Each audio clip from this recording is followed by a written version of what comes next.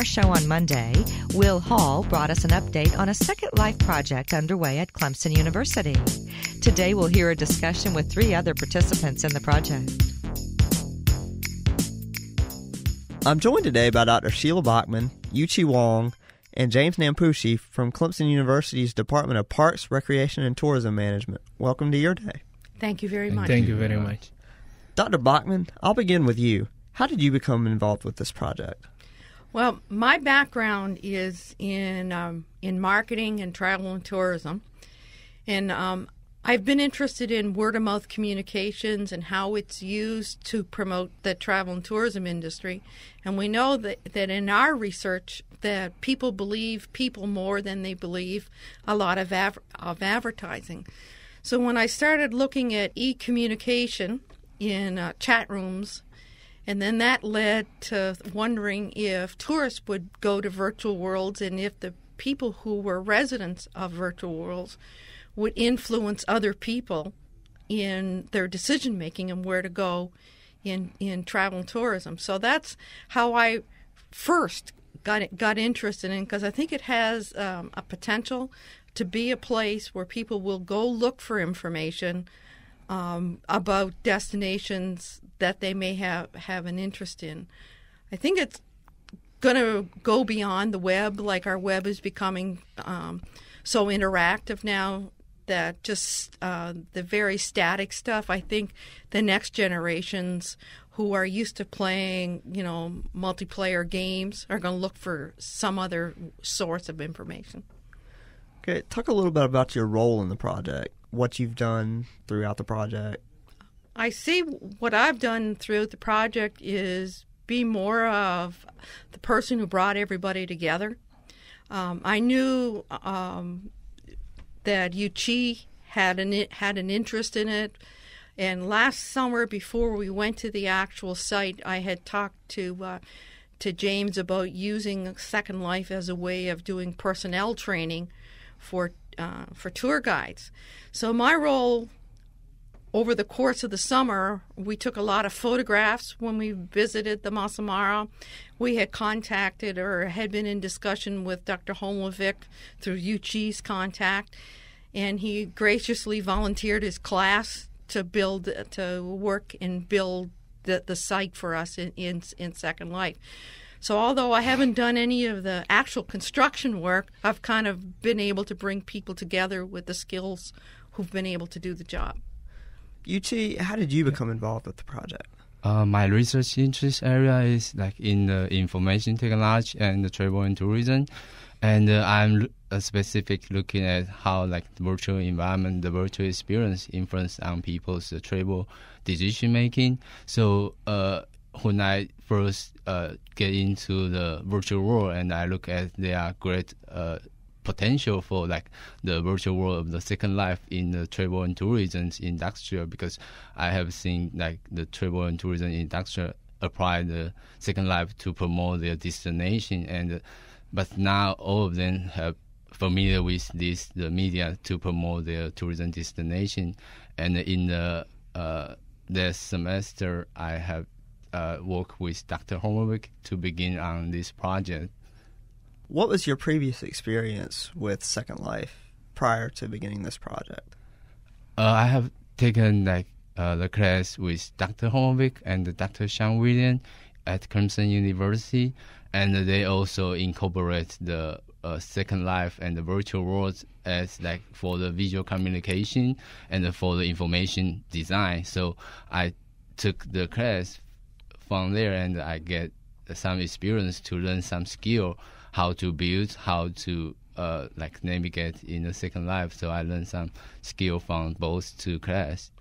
But before he came to Clemson, he had no experience with the e-world at all, with virtual worlds or two-dimensional worlds. And he was like the rest of us, used the web to book transportation and look for hotels. But going into the third world, or I guess the virtual world, was a new experience. One day when he arrived at my door, I said, "Are you at all interested in this?" And that's how the interest began. Okay, what's your role been since the project began? I have been like helping with like undergraduate students in the English department when they like looking at the landscaping and like wild animal. We do some searching and purchase the animal to implement into the Second Life Maasai Mara. And this semester I have worked with like undergraduate students in the PRTN, and we are interviewed with like faculty have been to the Kenya and the Maasai village, and we want them to share with some their travel experience in the Maasai Mara Second Life, and also they interview with like two Maasai warrior. Actually, the graduate student at Clemson University. One is the James, one is Eric. We interview with them to know more about like cultural perspective of the Maasai, and we also implement like how the significance and the meaning of the Maasai culture in the Second Life Maasai Mara. James, how did you become involved in the project? I got involved into this project last semester. This is my second semester.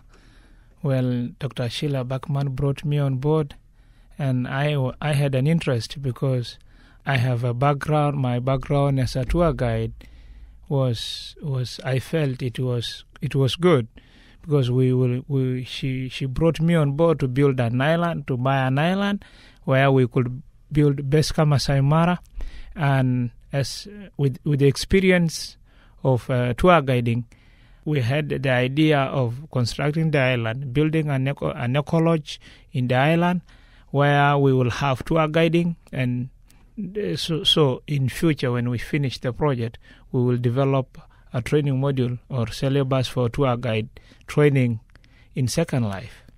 Last semester, James, when our class was starting to work on this project, you told our class about an encounter that you had with a lion. Would you mind telling our listeners that story? Yeah.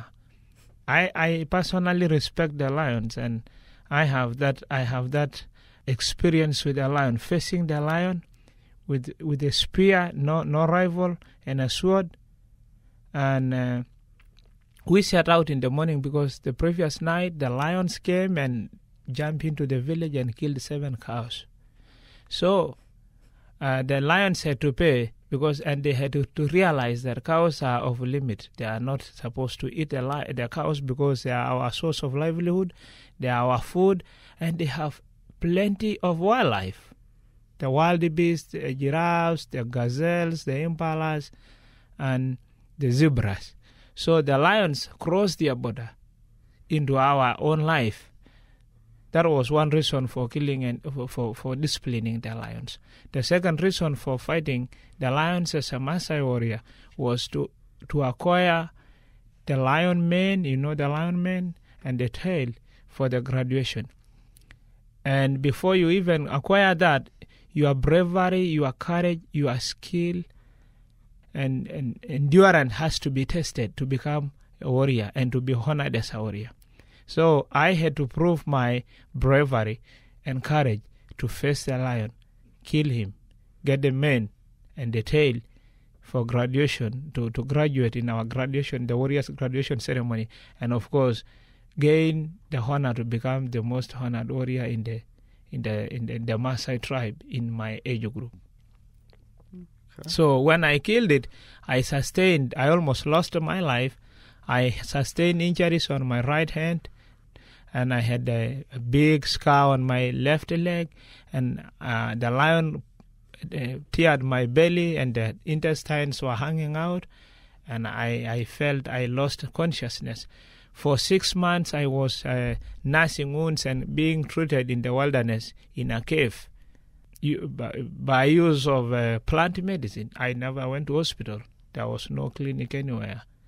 I was in intensive care unit with the warriors, and the most knowledgeable elder was brought in who understands and has a vast knowledge in plant medicine, was brought in to treat me. My guests today have been Dr. Sheila Backman, Yuchih Huang, and James Nampushi from Clemson University's Department of Parks, Recreation, and Tourism Management. Thank you all for joining me today on Your Day. Thank you. For Your Day, I'm Will Hall.